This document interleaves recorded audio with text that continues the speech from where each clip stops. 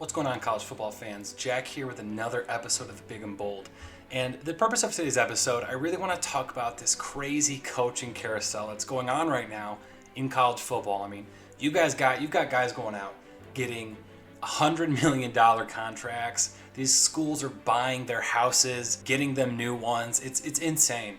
But I want to start off with four of the biggest head coaching hires that have happened so far on this season. You know, we're not done yet, and there are other hires that are going on, but I want to talk about the biggest four, and I really didn't see many of these happening, but hey, they've happened. Here we are. Programs got to keep moving forward and find those replacements. So some of these more surprising than others, but for starters, let's look at Brent Venables. So that was a huge hire, probably a slam dunk hire for Oklahoma. And to talk about that really quickly, you can look at his resume. I mean, from 1999 to 2011, he spent time as both the co-defensive coordinator, defensive coordinator, and assistant head coach with Oklahoma. You're talking Bob Stoops era. Now here we are, 2012 to 2021, and he was the defensive coordinator and assistant head coach with Clemson. Now, Brent Venables is the head coach with the University of Oklahoma with Lincoln Riley's departure, which of course I'm going to be talking about. So, main thing to look at here, you're talking about a Broyles Award winner in 2016. He did a great job at Oklahoma, probably an even better job at Clemson. And the Clemson defenses that he coached were aggressive. They were front seven happy. They always had a strong number one corner on their team. Phenomenal defenses. And you can look at the list of players he had drafted. I mean, Isaiah Simmons, Clelin Ferrell, Shaq Lawson. The list goes on for these defensive players drafted while Brent Venables was at Clemson. So it's a great hire. The one thing I will say about it, though, is that obviously Oklahoma has been a offensive-minded program since Lincoln Riley took over.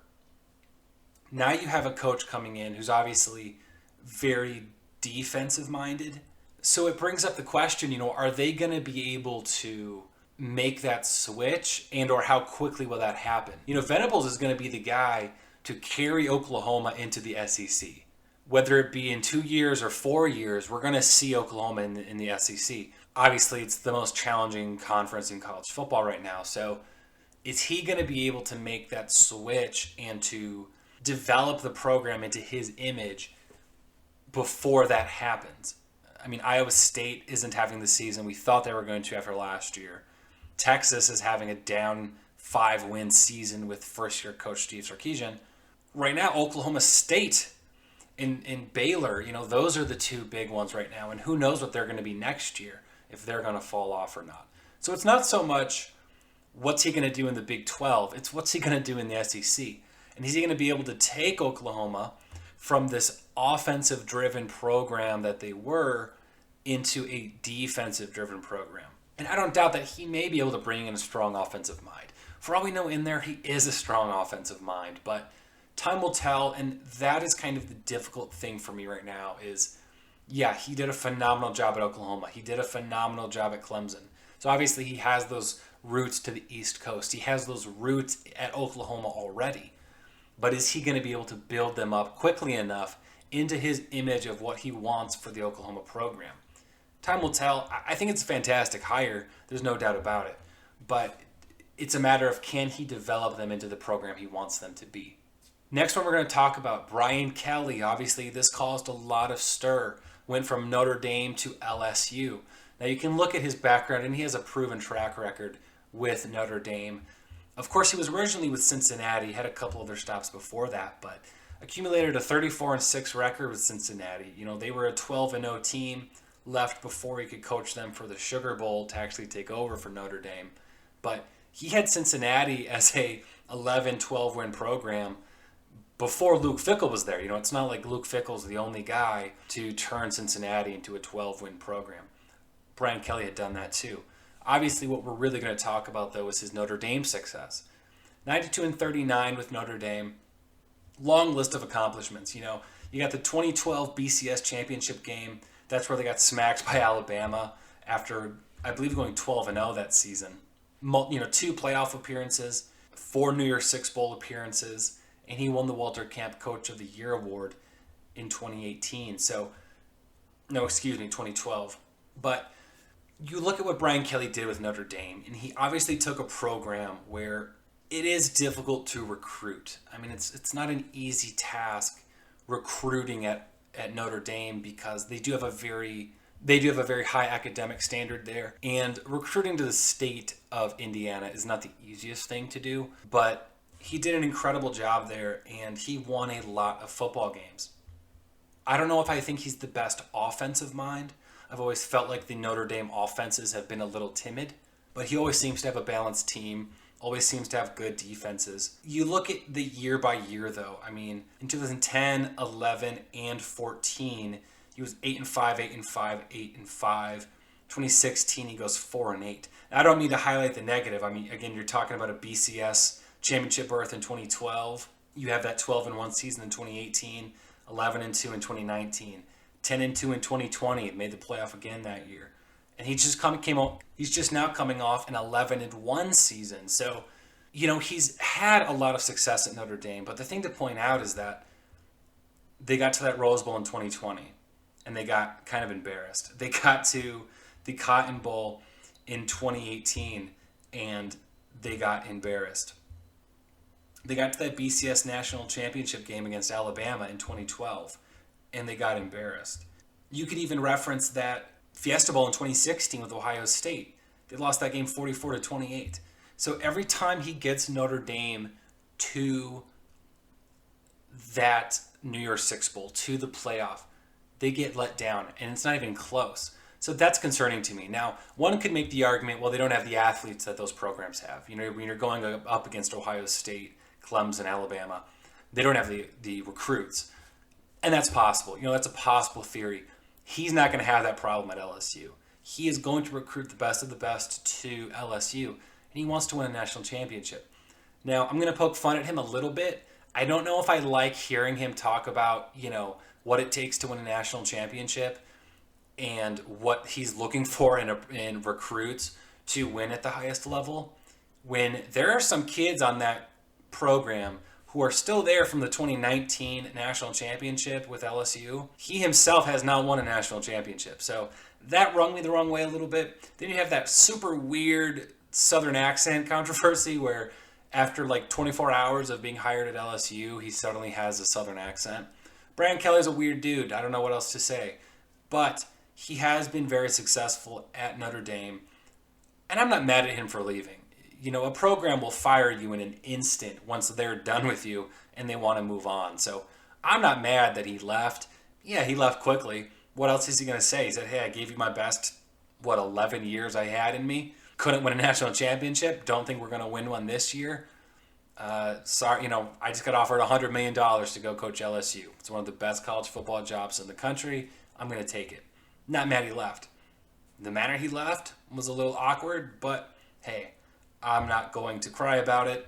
Notre Dame fans, you guys got Marcus Freeman. We're going to talk about him at the end of the episode. Before that, though, let's talk about Lincoln Riley. So Lincoln Riley obviously has probably the most success of all of the coaches I'm going to talk about here. Almost abruptly left Oklahoma for USC. Now, Oklahoma fans are pissed. Like, they are pissed off, and I get it. I think that they're being a little childish in the sense that, the guy got you to the playoffs 3 times. Okay? He had 2 Heisman winning quarterbacks while he was there. He won the Big 12 4 times. Big 12 Coach of the Year. I mean, it's hard to argue with that. I understand Oklahoma fans are mad about how he left. But again, if Oklahoma wanted to fire him, that was me snapping. It would happen in a second. So for me, Oklahoma is a top 5 brand in program in college football. I would say around there, probably top 5. They got a great head coaching hire. You move on. You know what I mean? You move on. They've had a great 20 years. I wouldn't be surprised if they had another 20 great years. You look at the resume that Lincoln Riley has. Went 12-2 3 straight years. I mean, the guy is an offensive mastermind. I mean, it's not easy to have back-to-back Heisman winning quarterbacks. And Caleb Williams, current quarterback at Oklahoma, could be another one. We'll see what happens in the next couple of years. But in a similar vein to what I was talking about with Brian Kelly, except it's much more condensed with Lincoln Riley, when they got to that point, when they got to the playoff, they were let down every time. Now the difference, Oklahoma lost 54-48 to Georgia. They lost 45-34 to Alabama. They got blown out by LSU in 2019, but LSU was blowing out everybody. And then they dominated Florida in the Cotton Bowl in 2020. Disappointing year in 2021, but that's a 10-2 season. You know what I mean? When 10-2 and you just don't win a Big 12 title is a down year, that's not so bad. But I don't think any of this had to do with, success on the field or anything like that. I do think that he was stubborn to go to the SEC. I don't think he wanted to make that move. He'll say he doesn't care. I mean, he said, he was open. He didn't care about the move to the SEC. I think it might have something to do with it. At the end of the day, what he thinks is best for him, his family, his career, where they want to live and where they want to be, hey man, that's up to him. And he wants to go to SoCal. So he is now the current head coach at USC. I will say USC is a down program. When it comes to Brian Kelly to LSU, LSU's last 3 head coaches have won a national championship. USC has had it rough lately since Pete Carroll left the program. But I think that if what you're interested in, if you're a USC fan, and I think it's what USC as the program wanted, was to get back to that offensive approach when you think of the USC football team. You had Reggie Bush and Matt Leinart and all these great players on that team offensively. And that's what Lincoln Riley is going to try to bring to that program, is this offensive-minded approach. Obviously, he had it at Oklahoma. He recruited really well at Oklahoma. If he decided to stay there, he could have won a national championship. The defense with defensive coordinator Alex Grinch was moving in the right direction. Last I saw, he's bringing him with him to USC. What he's going to be able to do at USC is recruit locally better than he did Oklahoma. Oklahoma has a solid base of talent, and he recruited nationally to Oklahoma. But what he's going to do at California is recruit the hell out of that state. California is one of the best states in the country for producing football players, and he's going to recruit that really well. Not to mention he's already bringing kids over from the Oklahoma recruiting classes. He's got guys transferring. He's got kids decommitting, committing to USC. I don't think he's going to skip a beat. And you know what just happened to Oregon, the current, head dog of the Pac-12? Mario Cristobal just left for the Miami head coaching job, which I can make a whole nother, little segment about, but that's happening as we speak, that move. So the Pac-12 is open. Even with Mario Cristobal there, one can make an argument that it was open anyway. So for me, I look at this hire. Obviously, it's an A+ hire. Yeah, he struggled to get them over the hump to a national championship, to win a national championship. But he's going to win Pac-12 titles. He's going to win 11, 12 games a year at USC. You got to watch out for them, because the path to a national championship is even easier for him now than it was at Oklahoma. And the recruiting base around him is even stronger now at USC than it was at Oklahoma. Now, I can't predict the future. I don't know what the guy's going to do there. But I can tell you, I think he's going to be very successful in the Pac-12. It's going to take some time. But if Clay Helton can win them a Rose Bowl, and get them to 11 wins, Lincoln Riley can do that too. And I think he can do it consistently. But finally, let's talk about Marcus Freeman, current head coach in Notre Dame. So from 2017 to 2020, he was a defensive coordinator for Cincinnati. This past season, he was hired as the defensive coordinator for Notre Dame. Now, I remember when that move happened. I was actually on vacation when that move happened. And it was perceived as a great hire. I mean, Marcus Freeman was, being sought after by Ohio State and all these other programs. Imagine if he did go to Ohio State, you know what I mean? But with that, he goes to Notre Dame. And once Brian Kelly was hired to LSU, it was generally considered that Marcus Freeman was the best hire for them. The recruits were familiar with him. He'd been there for the year. He did a fantastic job at Cincinnati as their defensive coordinator. And after a slow start, he ended up really doing a good job with Notre Dame as their defensive coordinator. He made that jump from Cincinnati to Notre Dame fairly seamlessly. So now he's their head coach. I think it's a boom or bust move. We don't know what he's going to be. I think he's like 35 years old. It's his first time as a head coach. Quite frankly, I think it's a move by Notre Dame to bring him in, bring in the crop of recruits that they have in their 2022, 2023 class. He's familiar with the 2021 guys, and write it out for 3 or 4 years. And if it doesn't work out, the Notre Dame football program is still going to be standing. They got a massive, massive wealth of fans and alumni and money to sit on. They're not worried if Marcus Freeman doesn't work out the next few years. Now, I will say, and I have another episode coming up about the 2022 football games I'm looking forward to, but his first 2 games as the head coach for Notre Dame are going to be against Oklahoma State in their New Year's Six Bowl. And to start next year off, it's against Ohio State. That's their first game of the season for 2022. So we're about to find out very quickly what Marcus Freeman is made of. I think he's a great defensive coordinator. We're going to find out if he's a great head coach. I don't know what the situation is with the Notre Dame coaching staff, talking offensive coordinator and things along those lines. But I think he's going to need to make some big moves there in order to ensure that the offense gets off to a good start. They're losing some pieces. They're gaining some pieces.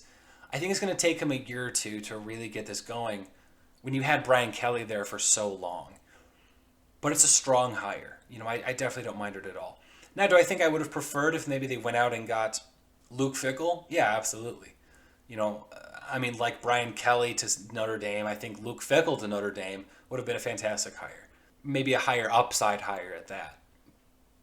But it's not wrong to go with Marcus Freeman. But with that, guys, that's the episode. Again, Mario Cristobal on the move to Miami, Virginia Tech and Virginia picking up new coaches. There's, who's going to take over for Oregon now? There are still several coaching changes to happen. By the end of it, this off season, because we're going to have so much free time, I may be able to do an episode talking about every coaching hire that has happened up until that point. So in a few months, don't be surprised if another episode like this comes out. But I wanted to talk about the biggest coaching hires going on right now. Thought it was really important. So thank you for listening, everybody. Please like, comment, subscribe. Really helps me with the algorithm gods of YouTube to get the content out there. So thank you for listening, everybody. Hope everyone has a great holiday. I'm going to be pushing out a few more episodes these next few weeks as we build up to the college football playoff. Bowl games are happening. Really looking forward to a few of those. So again, thanks for listening, everybody, and enjoy the rest of your week.